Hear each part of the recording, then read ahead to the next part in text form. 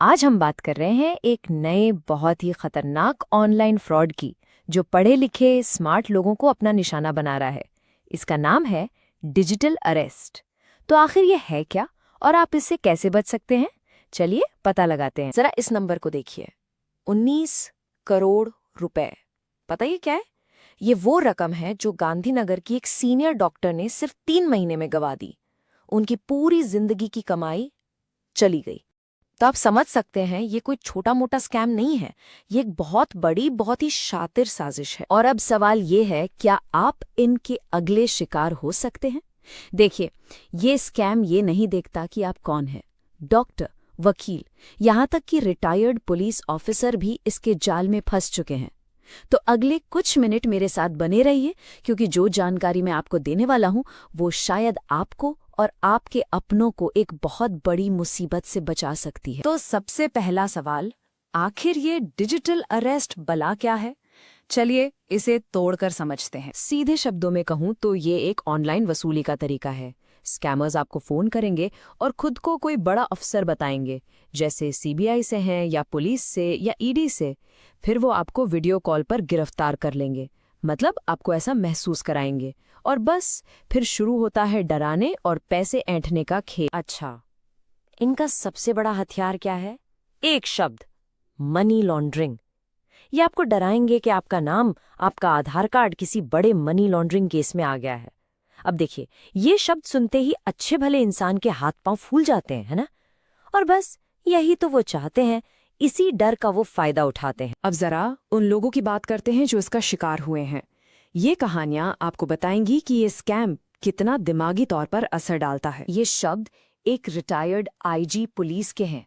सोचिए जरा, एक आदमी जिसने अपनी पूरी जिंदगी अपराधियों को पकड़ने में लगा दी, वो खुद कह रहा है कि मैं अपने ही घर में अपने ही दिमाग का कैदी बन गया था। इससे आप अंदाजा लगा सकते हैं कि ये लोग दिमागी तौर पर आपको किस हद तक कंट्रोल कर लेते हैं। और ये देखिए एक और शिकार, जो एक पत्रकार है। उन्होंने कहा, कैद शरीर की नहीं हुई थी, दिमाग की हुई थी। ये लाइन सब कुछ बयां कर देती है। ये कोई असली जेल नहीं है, ये डर से बनाया गया एक मेंटल प्रिजन है, एक दिमागी जेल है। और लिस्ट यहीं खत्म नहीं होती।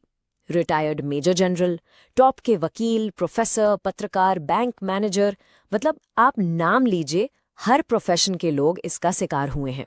तो अगर आप ये सोच रहे हैं कि मैं तो बहुत स्मार्ट हूं, मेरे साथ ऐसा नहीं हो सकता, तो आप गलती कर रहे हैं। ये स्कैम आपकी समझदारी पर नहीं, आपके डर पर वार करता है। तो सवाल ये है कि ये लोग अपना जाल बिछाते कैसे हैं? चलिए इनके काम करने के तरीके को, इनके मोडस ऑपरेंडी को समझते हैं। इनका तरीका आमतौर पर 4 स्टेप्स में होता है। स्टेप 1, आपको एक कॉल आएगा, कहा जाएगा कि आपके नाम पर एक पार्सल पकड़ा गया है जिसमें ड्रग्स हैं।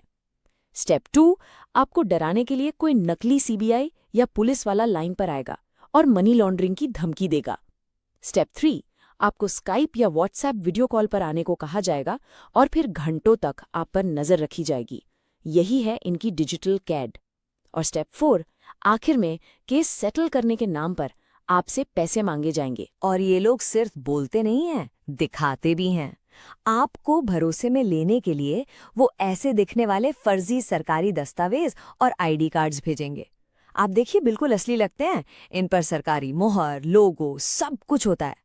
ये सब देखकर कोई भी घबरा जाएगा और यही इनका मकसद है। ठीक है, हमने प्रॉब्लम समझ ली, उनका तरीका समझ लिया। अब बात करते हैं सल्यूशन की। आपके पास सबसे बड़ा हथियार क्या है? वो है सच्चाई, कानून का सच। और ये है सबसे सबसे जरूरी बात।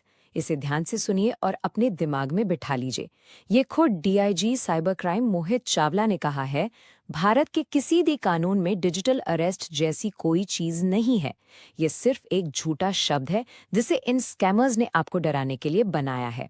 बस मैं इस बात को फिर से कह रहा हूं, कोई भी सरकारी एजेंसी, चाहे वो पुलिस हो, सीबीआई हो या कोई और, आपको वीडियो कॉल पर गिरफ्तार नहीं कर सकती। गिरफ्तारी का एक प्रॉपर कानूनी तरीका होता है और वो फोन पर तो बिल्कुल नहीं होता। ये एक फैक्ट है और यही फैक्ट आपका सबसे बड़ा हथियार है। तो अब जब आप सच्चाई जान चुके हैं, सवाल ये है कि अगर ऐसा कोई कॉल आ ही जाए तो आपको असल में करना क्या है। चलिए अब बचाव के तरीकों पर बात करते हैं। ये कुछ सिंपल डूज एंड डोंट्स हैं। पहली बात, अनजान कॉल पर भरोसा बिल्कुल ना करें। दूसरी, घबराकर एक भी पैसा ट्रांसफर ना करें और अपनी कोई पर्सनल जानकारी ना दें। और सबसे जरूरी, क्या करें? बस फोन काट दें। That's it.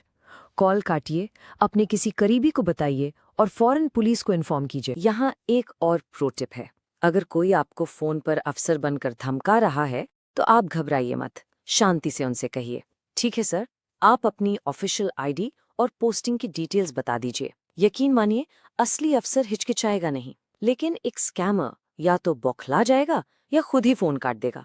बस आप भी कॉल काटिए और टेंशन फ्री हो जाइए। और हाँ, ये नंबर 1930, इसे अभी अपने फ़ोन में सेव कर लीजिए। ये नेशनल साइबर क्राइम हेल्पलाइन है। भगवान न करे, लेकिन अगर कभी आपके साथ या आपके किसी जानने वाले के साथ ऐसा कोई फ्रॉड हो जाए तो फ़ौरन इस पे कॉल करना है। आप जितनी जल्दी रिपोर्ट करेंगे, पैसा ब्लॉक होने और वापस मिलने का चांस उतना ही ज़्यादा होगा। तो ये थी डिजिटल अरेस्ट की पूरी कहानी। लेकिन अब एक सवाल आपके लिए, इस जानकारी को शेयर करके आप किसकी जिंदगी बचा सकते हैं? हो सकता है आपके एक शेयर से आपका कोई दोस्त, कोई रिश्तेदार अपनी मेहनत की कमाई लुटने से बच जाए। तो इस जानकारी को फैलाइए, जागरूक रहिए और दूसरों को भी जागरूक बनाइए।